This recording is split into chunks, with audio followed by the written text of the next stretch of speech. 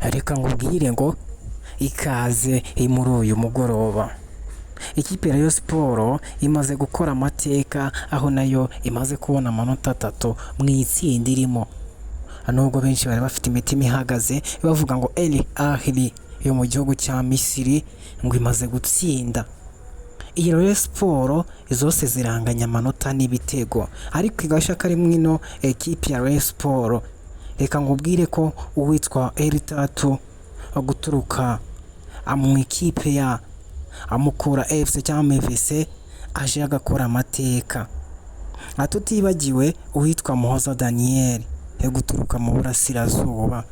Abahungu bakoze amateka meza cyane, aho baje basimbura ku munota wa 79 witwa Muhoza abashizemo igitego.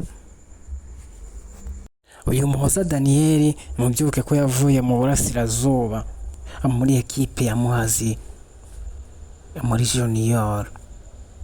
Aya makuru agenda acicika navuga yuko Muhoza Daniel afite ibitego byinshi cyangwa ari umukinnyi mwiza. Ubu ni wabitinda kuko ibyo akoreye abanya Zanzibar ntibyoroshe, aho bamuhaye umupira mwiza cyane. Ubu nawe arangiriza mu nshundura akiba igitego cya kabiri. Hari ku munota wa 79 habura iminota igera ku 11. Muhoza Daniel abahinduriye abafana ba Rayon Sports amateka mu mugoroba. Batashe bavuga ngo 5. Ese ibyo 5 bavuga ni iki? 5G gigabyte 5 cyangwa internet yihuta cyane 5G.